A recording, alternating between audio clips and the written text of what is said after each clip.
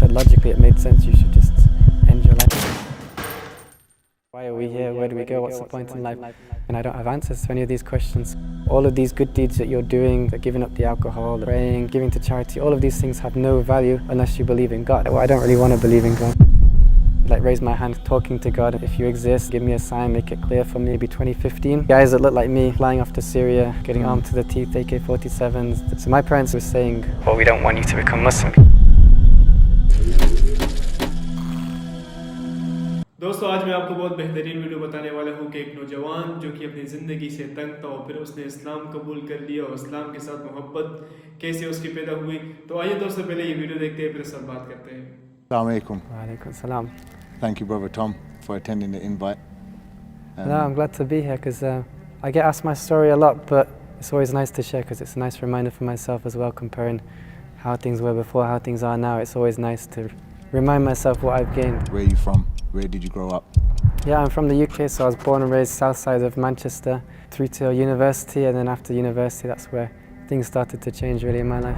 How was your life regarding faith and religion in general?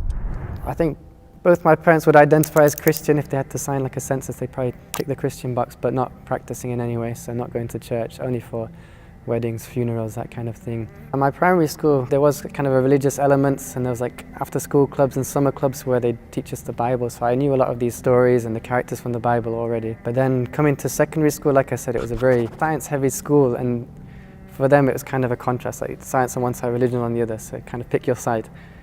And for most students it was the science side, because that's what the school was pushing. In fact, there were Muslim students. If anything, that kind of pushed me even further from religion, not because they were bad people, just because I could see their struggles. People would come to them and say like, do you really believe this? Like, how can you believe this? And they wouldn't have any answer. So I kind of saw it as, oh, they're just doing it because their parents want them to do it, so there's not really anything valuable in these religions. Like, it's just a tradition that if they'd been born in a Hindu family, they'd be Hindu. They were born in a Muslim family, they're Muslim. So seeing that, again, it didn't really ignite any interest in religion. That time between primary school where I kind of just accepted what I was being told, that God exists, and you don't really ask any big questions. You're just like, I was lucky, I had quite a happy childhood and no traumas, nothing like that. To secondary school where suddenly I was being told, actually, no, there is no God, and we are just a random mixture of atoms together on this rock flying through space. And obviously when you're being taught things like that, then you start to question, then what's the point in being here? And I'd kind of come to this conclusion, well, a lot of people come to this conclusion, well, as long as I'm happy, then it's worth it that I'm here. But then what if you're not happy? That's the issue. And I started to realize that more often than not I wasn't happy, and I didn't see any point in getting out of bed in the morning. And when I looked to the future, it was kind of bleak, thinking, is this what the rest of my life's going to be like? So I was following the path of kind of logic and rationality. And in my mind I was doing these calculations. I was saying, okay, if my purpose in life is to be happy and I'm less happy than happy, then it makes no sense to carry on living. And that was the equation I'd kind of done in my head. And to me that was rationally, that made sense, that if you're not achieving the purpose in life, then there's no point being alive. And that's a logical conclusion if you don't believe there's any greater purpose in life. So obviously I started toying with these ideas that, okay, why do I need to be here? Like, what's the point? And I was having these kind of thoughts. And again, like I said, logically it made sense. You should just end your life. Something stopped me at that time, and I couldn't figure out what it was. And I thought I was just being a coward, that, oh, I'm too scared to take that final step or whatever. If I had a gun in my hand, I wouldn't actually be able to do it. I wouldn't have the guts to do it. And that was the thoughts that were going through in my mind. Obviously now looking back, I realized that this is the voice from Shaitan, and he's the one trying to get you to do these things, and that feeling that stopped me was from Allah. But at that time I was kind of frustrated with myself, like, why am I making myself suffer when easily I could just end it and there's not going to be any consequences to that. But yeah, definitely it doesn't get much lower than that. What was university life like then? Because that would have been when you're growing up. University is kind of sold to young people as like the best time of your life, right? You feel like you can do whatever you want. That's going to be so much fun. It's going to be amazing. Very soon after I got there, they started off with like a freshers week. But I remember the very first night, And I was stood there kind of in this crowd of people, and I remember looking around and thinking like, nobody cares about me here really. If I were just to walk out and a bus would have hit me and never come back, no one's even going to notice. And I kind of stood there thinking like, wow, if this is supposed to be the best night of my life, then I've been let down massively. Like, so that's why I started to think about like, well, what am I really doing here? So I made up my mind I was going to drop out of university and I was going to find something else to do because I was just wasting my time, wasting my money. I was thinking, why am I here? But when I made up that decision, there was something, again, it was just something in my heart that said, no, you need to stick with it. When I went back in the second semester, so even though I was studying English, I'd been given this chance to do some modules from other places. I ended up going to the theology department. The module that I picked up, it was an introduction to Buddhism. So that was the one thing in my mind. I was kind of like, actually, I'm quite excited to do this. And I picked it because a lot of people pick it for this reason, that it's kind of seen as not like a full religion, like you don't really need to believe in God. It's about self-improvement, mindfulness. It's seen as this very kind of nice, easy thing. The reality is very different. I didn't know that. That was one thing I focused on, meditation and these kind of things that I started to practice. But the problem was I reached kind of a natural end point where I was looking at, okay, how do I do more than I'm doing now? And the answer seemed to be, oh, you need to study one-on-one with a Buddhist teacher. And I was kind of thinking, okay, where do I find one of those? I'm in Nottingham and I'm at university. And the other thing is, it's like telling you, okay, to get to the next stage, you have to detach yourself from work. You got to detach yourself from family, friends. Like, so I was kind of thinking, like, I don't really know what to do now. I don't know how to get any further. When did you first encounter or hear about Islam? And it was at this time that my university, and a lot of them in the UK do this around this kind of time, February, March, they have an event called like Discover Islam.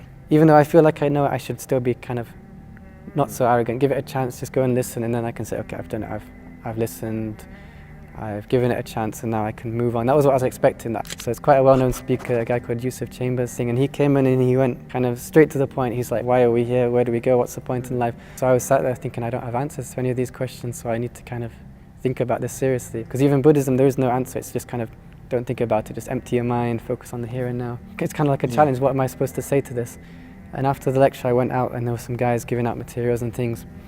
And one of them started talking to me and he was like, so what do you believe? And I said, well, right now I'm studying Buddhism. I'm quite enjoying it. It's like a new way of looking at things. He said, okay, so what do Buddhists believe about life after death, the afterlife? I said, well, I don't really believe this, but you're supposed to believe in reincarnation, that you come back again, and karma and all this kind of thing. He said, do you believe that? I said, no, I don't believe that. He's like, so what do you believe? I said, I don't know. And he's like, how can you not have an answer? This is literally like, what's going to happen to you, all of us? I was like, I don't have an answer. He said, okay, read this, read this, read this. So he gave me all the materials. So I just took them and I went home and just started reading. This religion was claiming that it had all these answers and doing it in a very confident way. So I said, okay, these guys, they feel like they've got something here. For what reason did you feel attraction towards Islam? What first kind of attracted me to what these materials were saying was what it was describing was a very kind of coherent way of living. With Buddhism, it's all very kind of loose. So it'd say like, okay, you should meditate. But it didn't really tell you how to meditate, when to meditate, these kind of things. Whereas with Islam, it was very clear. It's like, okay, these are the times you pray, this is how you pray, this is what you say, this is what you do. And I kind of, even though previously I'd seen it, oh, Islam has too many rules, I kind of like that structure that's like, okay, I see this salat as same as what I'm doing now, meditation mixed with a bit of yoga. But the nice thing is it has a clear schedule. It's like, okay, these are the times that you do it, and if you do it at these times, then your life will be good. So I started actually even learning how to pray, making wudu, praying. But like I said, in my mind, it wasn't anything to do with God. It was like, okay, this is just yoga and meditation, It's same as I was working doing for you, before. yeah. But I'm doing it now, fixed schedule. So like, I knew for meditation, the best time, they always said it was early morning. But there was no motivation to actually wake up because you're in your bed, you think, I should meditate now, but I'd rather just sleep. Whereas Islam, it says like, no, if you want the benefits, you have to actually do it. So I would be waking up and I'd be praying in the morning and then reading Quran after I prayed and then praying in the afternoon, and I was on it. Like, Oh, you were doing it religiously without, okay. to the minute, because I'd read that like you shouldn't delay the prayer. So as soon as the time came, I was praying. So like without even delaying it a single minute, and I was feeling really good. I was feeling like, okay, this is nice. It's giving me structure to my day. It's a way of kind of releasing these negative emotions, kind of combining it with what I kind of felt was like a yoga kind of thing, and like so the whole body's involved, and that was to do with like the mindfulness I've been studying. So it's kind of like a nice package that I was enjoying. But like I said, if you'd asked me, do you believe in God, I would have said no, even though I was praying 5 times a day. I just see this as like a mindfulness practice. Okay, so like a structured regime. Yeah. Like someone going to the gym. Yeah, exactly. Yeah.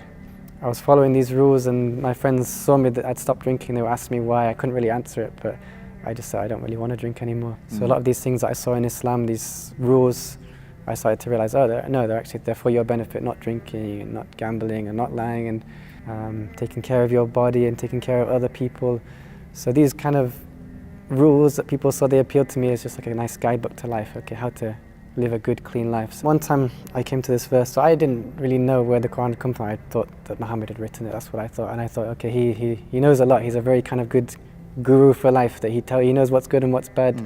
If you follow him, he's kind of got it sussed. But then one of these verses in the book that I thought Muhammad had written was saying, actually, all of these good deeds that you're doing, the giving up the alcohol, the praying, the being honest, giving to charity, all of these things have no value unless you believe in God. And that kind of hit me, because I was like, well, I don't really want to believe in God. I just kind of enjoy having this nice guidebook to life. The problem was, whoever had written this book was telling me, like, whatever else you're doing, there's no point in doing it. There's no point waking up early and praying if you're not doing it without this belief in God. So I felt like I was stuck. Same with like Buddhism, where I'd reached that kind of end point. I was like, well, what do I do now? I either had to kind of give it all up, or I need to take this step and believe in God. That everything this has taught me has been true, so why not this last step?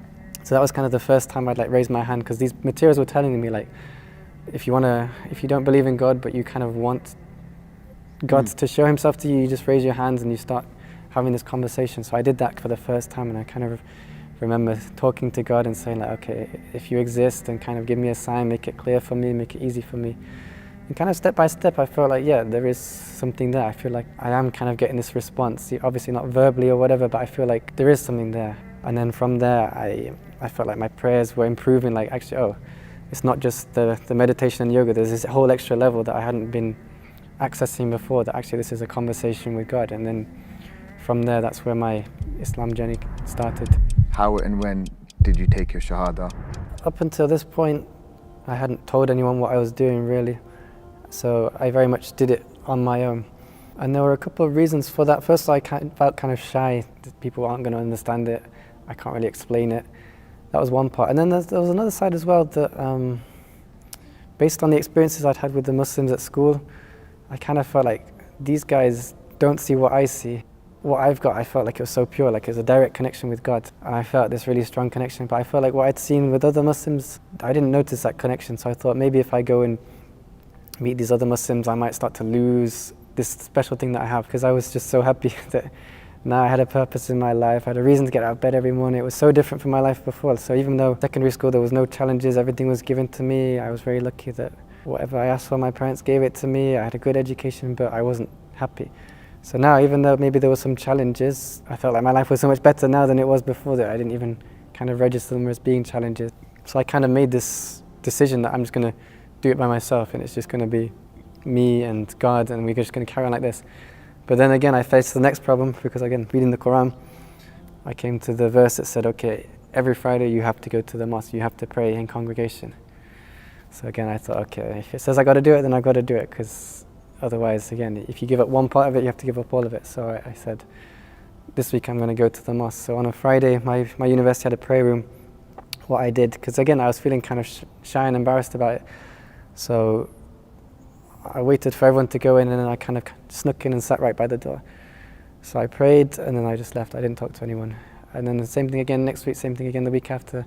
I was doing that for a while, until finally, one time I went, and just as I was about to leave, this brother grabs me. He's like, "Assalamu alaikum, how are you? Where are you from?"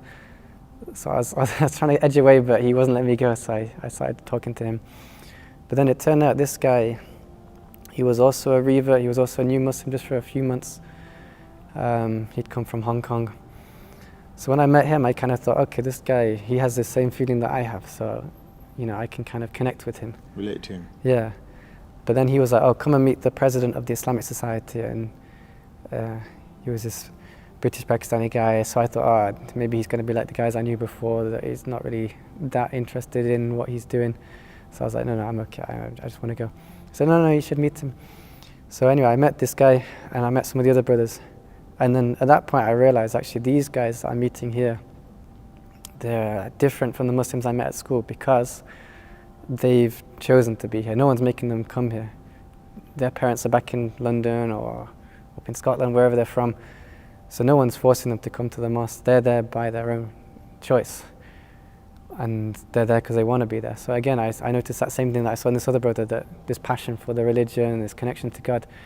So from there, I was there every day, you know, for pretty much every salat. And again, with my family, because of this distance, they weren't aware anything different was going on. Although, obviously, becoming Muslim, I remember making this intention that I need to give that respect to my parents. So I was trying to contact them more often and talk with them. Because I even remember before I was Muslim, and I'd gone out with some friends for New Year's. So we were out the whole night and whatever, came back early morning, 6 o'clock. And I remember throughout the night, my mum was messaging me like, hope you're okay, hope you're doing well, Happy New Year. And I remember having this thought like, oh, it's just my mum, it's not important, and I just ignored it. So until the next day, I woke up kind of middle of the afternoon, went down to get some food from the fridge. I noticed that there was, there was a load of garlic bread in the fridge, and I was kind of confused. I was like, so I sent a message to my mum. I hadn't responded to any of her messages like, are you okay, just checking in on you, all of this. I just responded with, why is there so much garlic bread in the fridge? That was it. And I guess my mum was used to it. She didn't complain. She just kind of got on with it. But thinking back to that, as a Muslim that I was at that point, I was thinking, wow, I can't believe I was treating my parents so badly that, you know, you just kind of take them for granted. You think they're kind of annoying. You're trying to enjoy yourself when they're trying to message you. So yeah, I'd made an effort at that point, being Muslim, to contact them more. But I wasn't telling them I was Muslim. But the point that changed actually was during Ramadan. I ended up going home for a weekend. Maghrib time was late, like 9:30, 9:45. So it's a whole day without food and drink. And it's quite hard to hide that from your parents. Like, we'd be eating lunch together, dinner together, and I'd be making excuses like, oh, I'll take it up to my room and eat it there and whatever. So they were kind of getting annoyed by that. And then one day, I was out with my brother the whole day. My parents must have asked him, like, did you see Tom eat anything the whole day? And he would have said, no, he didn't eat anything. So that was when they finally sat me down and like, well, we spoke to your brother, you've not eaten, you've not had anything, what's going on? And I said, oh, I was fasting. And they said, oh, are you Muslim? And even though at that point I was Muslim, I didn't really want to say it, so I said something like, I'm interested in Islam. I didn't lie to them, I just kind of gave that white lie that, yeah, I'm interested in Islam. So like I said, this was maybe 2015, and at this time there was a lot on the news about so-called Islamic State, you know, that's how they were advertising themselves. So you see guys that look like me flying off to Syria, getting armed to the teeth, AK-47s, the beards, everything. And it is attracting a large number of young would-be jihadis, among them many in Britain. So my parents, who'd been watching that, were obviously scared, and they're like, well, we don't want you to become Muslim because we're worried that you're going to go and do something like this. Okay, they thought that you've been radicalized. Yeah, exactly. Yeah. I don't blame them for that because that's what they were seeing on the news. So I kind of just said to them, like, don't worry about it. I'm not going to do anything like that. You don't need to worry about it. So they kind of just said, oh, we'll see. And I was like, no, it's fine, don't worry. But after that, we didn't talk about Islam again. And from there, I ended up moving overseas, living in Japan, and again, making effort to talk with them. In fact, I even got a really nice comment from my mum that she was saying, even though now you're so far away in Japan, we hear more from you than we do from your brother who's in the UK. So I felt like from where I'd been before, where New Year's Eve. Fulfilling your duties. Yeah, I felt like, okay, I've made some progress, that they've actually noticed that there's been a positive change. So I felt like, okay, maybe they're starting to see that there's nothing to worry about. And it was like that for a while, that maybe 1 year, 2 years, I was in Japan, they were in the UK, we never spoke about Islam again. Suddenly one time on Eid, maybe 2017 I think, I randomly got a message from my mum saying Eid Mubarak. I think it was Eid Mubarak she sent me. And I was kind of shocked. I was like, oh, she's still thinking about this. Like, we've not talked about it for 2 years, but still she obviously she remembered it, and that was kind of like the moment where I realized, okay, they've accepted that I'm Muslim. Any words of advice or words of wisdom for people who might be going through something similar to you? Yeah, for me, I'd probably just say to take things at your own pace, because there was a lot of people that would come to me and they'd kind of try and push things, but I was lucky that I'd read a lot and I kind of knew what was Islam, what wasn't Islam, because people would be pushing me, oh, you got to change your name, what's your Muslim name? And luckily I had that knowledge that I could say, like, I don't need to change my name, or I don't need to do this and that. People that would come up to me and say, like, oh, why have you not told your parents? You need to tell your parents and all of this. Like, when are you going to tell your parents? And again, because I'd read the stories of the Sahaba and their different journeys, that I knew, like, you don't have to just come out right away and tell everyone. And you don't. Some obviously do it like that, and that's fine, but others didn't. So luckily I had this knowledge that I could kind of protect myself from these people who were kind of pushing me to do things that I wasn't ready for. So yeah, I guess that's the other piece of knowledge, piece of advice, just to try and learn as much as you can, because there are things and people that might try to push you in the wrong direction or do things that you're not comfortable with or whatever. But if you have that knowledge, that at least you can kind of protect yourself. You know, actually what they're doing is cultural. Because even in Japan I would see this, that there would be groups from different countries and they'd have a certain interpretation of Islam. So when someone new came, they'd be like, oh, you have to do it like this. And I'd be thinking, actually, no, you don't have to do it like that. That's how you do it in your country, but that's not how you have to do it. Like, oh, you have to dress like this, you have to wear shalwar kameez, you have to... And I'd be able to pull these brothers aside, be like, it's okay, you don't need to do that. So yeah, I just, that'd be the two things. So just take your time with it, go at your own pace. If you want to come out and be open about it, then great. If you don't feel like, because I didn't feel like doing that, even now to some extent, then you don't need to. But yeah, try and get as much knowledge as you can, read as much as you can, watch as much as you can, so you can try and protect yourself, so you know that, okay, because Islam is very simple. You know what Islam is, and then everything else you can kind of start to judge, okay, this is what I need, this is, everything else is just kind of extra. So just for your own kind of safety protection, that you're not getting pulled in directions that you're not comfortable with. These would be my two pieces of advice. Nice. Thank you. All right. Thank you for your time. No, thank you. It's good to talk with you. जी दोस्तों, जैसे कि आप लोगों ने आज की video देखी है, तो दोस्तों बहुत बेहतरीन वीडियो थी। इस नौजवान की जो है वो पूरी जो दास्तान थी वो आप लोगों ने सुनी है कि किस तरह लम्हे ब लम्हे इसने जो अपनी ज़िंदगी गुजारी, बल्कि इसने किसी को भी नहीं कहा, वो अपनी ज़िंदगी में जो है वो चलता रहा, फिरता रहा, यहाँ तक कि इसकी ज़िंदगी जो है एक ऐसे मकाम पे पहुँच गई है कि इसका कहना है कि मैं ख़ुदकुशी करने लगा था उस टाइम, लेकिन किसी चीज़ ने उस टाइम मुझे रोका है। वो मुझे यही लगा कि यही मेरा डर है और यही मुझे रोक रहा है ख़ुदकुशी करने से। तो उस टाइम जो है मैं रुक गया हूँ। फिर मैंने अपनी ज़िंदगी की कोशिश जारी रखी। मैंने कहा क्या पता कहीं ना कहीं मुझे मंजिल मिल जाए। फिर मैंने जो है बुद्ध मत की जो मज़हब है वो मैंने अपना ली थी, लेकिन उसमें भी मुझे मज़ा नहीं आया। फिर मैंने क्या किया दोस्तों कि एक शख्स से जो मैं मिला हूँ वो मुसलमान था। फिर उसने मुझे इस्लाम के बारे में बताया। फिर उसने मुझे कहा कि आप किस मज़हब से ताल्लुक़ रखते हैं। तो मैंने उससे कहा कि मैं बुद्ध मज़हब के बारे में थोड़ा बहुत जानता हूँ और मुझे किसी मज़हब के बारे में नहीं पता है। उसने मुझे कुछ किताबें दी और कहा कि ये पढ़ ले, मौत के बाद हमारी ज़िंदगी के साथ क्या होगा, आपको इस बारे में कुछ इल्म है कि नहीं।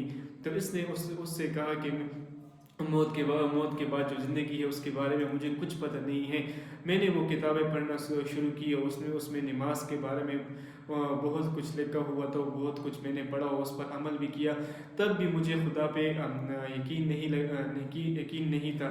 फिर सिर्फ मैं अपने नमाज में पढ़ता था, मैं रोज़ा रखता था, लेकिन मुझे खुदा पे कोई यकीन नहीं था। फिर एक दिन ऐसे काम हुआ कि मैंने जो है वो किताबें जो मैं पढ़ने लगा, मैं नमाज जो मैं पढ़ता था, तो मुझे नमाज में ऐसा लगता था कि कोई ना कोई खुदा है मौजूद है जो मुझे देख रहा है और मेरी रहनुमाई कर रहा है। तो तब यहाँ से मुझे अल्लाह ताला की एक निशानी का पता चला कि अल्लाह ताला मौजूद है इस दुनिया में, जो कि मेरी रहनुमाई कर रहा है, जो कि हर जगह मौजूद है। तो तब मैंने जो है वो कलमा पढ़ा, ला इलाहा इल्लल्लाह मुहम्मद रसूलुल्लाह, मेरी अपनी ज़िंदगी शुरू कर दी। मेरे जो पेरेंट्स थे वो भी ईसाई थे। तब मैं घर आ गया था तो मैं खाना पीना नहीं करता था, क्योंकि उस टाइम रमज़ान का महीना था। तो मेरा छोटा भाई मेरे वालिदैन से कहने लगा कि हमारा जो भाई है ये खाना भी नहीं खा रहा। तो मेरे वालिद ने पूछा कि आप क्यों नहीं खाना खा रहे हैं। तो मैंने वालिद से कहा मुझे इस्लाम में दिलचस्पी है और मैं मुसलमान हो चुका हूँ। तो मेरे वालिदैन ने मुझसे कहा कि आप जो है हमें नहीं पसंद कि आप मुसलमान हो जाए, लेकिन आहिस्ता मैं उनकी और भी इज़्ज़त करने लगा हूँ। फिर मैं जापान चला गया हूँ, वहाँ पे मेरे दोस्तों ने बहुत रहनुमाई की, यहाँ तक कि मेरे एक दिन ईद का दिन तो मेरी जो माँ थी, उसने मुझे ईद की मुबारकबाद भेजी तो मुझे बहुत खुशी हुई। तो दोस्तों ज़िंदगी की जो दास्तान उसने सुनाई, तो सबसे जो बड़ी रहनुमाई की दोस्तों अल्लाह ताला ने इस भाई के रहनुमाई की, जिस रास्ते पर ये था, किसका यही कहना था कि दोस्तों कि मैं जो है वो ख़ुदकुशी करने लगा, तो फिर मुझे किसी ने रोका। तो इसमें बहुत बड़ी मेहरबानी थी दोस्तों कि एक नौजवान जो कि एक ईसाई था दोस्तों कि वो उसने इस्लाम कबूल कर लिया। तो इससे एक बहुत बड़ा सबक हमें ये मिलता है दोस्तों कि हमें अल्लाह ताला की रस्सी को मजबूती से थाम कर रखना चाहिए और हमें जो है इस्लाम की तालीमात पर अमल करना चाहिए। तो उम्मीद करता हूँ दोस्तों कि बेहतरीन वीडियो आपको अच्छी लगी होगी। अगर वीडियो अच्छी लगी हो तो अपनी कीमती राय हमारे साथ ज़रूर शेयर करें। वस्सलाम।